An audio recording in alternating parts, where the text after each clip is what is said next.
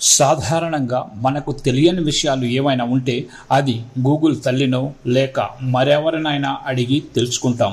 అయితే గూగుల్ తల్లికి తెలియని విషయాలుంటే ఏంటి ఆశ్చర్యపోతున్నారా? అవునండి, మన ఏపీలోని విజయవాడలో పాకిస్తాన్ ఉంది.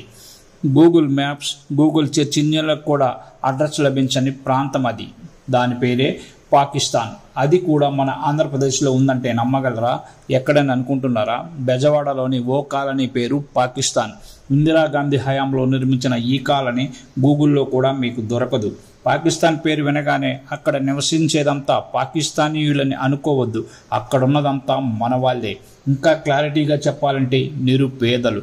1971లో పాకిస్తాన్తో జరిగిన యుద్ధంలో భారత్ విజయం సాధించింది. అదే సమయంలో బంగ్లాదేశ్ విడిపోవడంతో ఇరు దేశాల సరిహద్దుల్లోని అనేక కుటుంబాలు నిరాశ్రయులు అయ్యారు. దీనితో అప్పటి ప్రధాని దేశంలోని వివిధ ప్రాంతాల్లో వారికి ఆశ్రయం కల్పించారు. 1984లో నగరంలోని పాయకాపురం ప్రాంతంలో 40 ఇళ్లతో ఓ కాలనీ ఏర్పాటైంది. దానికి పాకిస్తాన్ కాలనీగా నామకరణం చేశారు. ముందుగా ఈ కాలనీ ఇందిరాగాంధీ హయాంలో పాకిస్తాన్ బట్టల వ్యాపారస్తుల కోసం నిర్మించినట్లు తెలుస్తోంది. అయితేనే ఈ కాలనీలో పాకిస్తాన్ వాసులు ఎవరూ లేరని, రాలేదని స్థానికులు చెబుతున్నారు.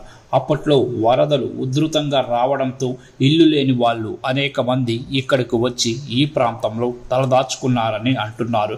ఇక అప్పుడు వచ్చిన వాళ్ళు కొందరు ఇంకా ఇప్పటికీ ఆ కాలనీలోనే ఉంటుంటే, మరికొందరు వారి స్థలాలను అమ్మేసుకొని వేరే ప్రాంతానికి వెళ్ళిపోయినట్టు తెలుస్తోంది. నున్న పోలీస్ స్టేషన్కు సమీపంలో ఈ పాకిస్తాన్ కాలనీ గురించి బయట వాళ్లకు పక్కన పెడితే బెజవాడలోని చాలా మందికి ఈ ప్రాంతం గురించి తెలియకపోవడం గమనార్హం.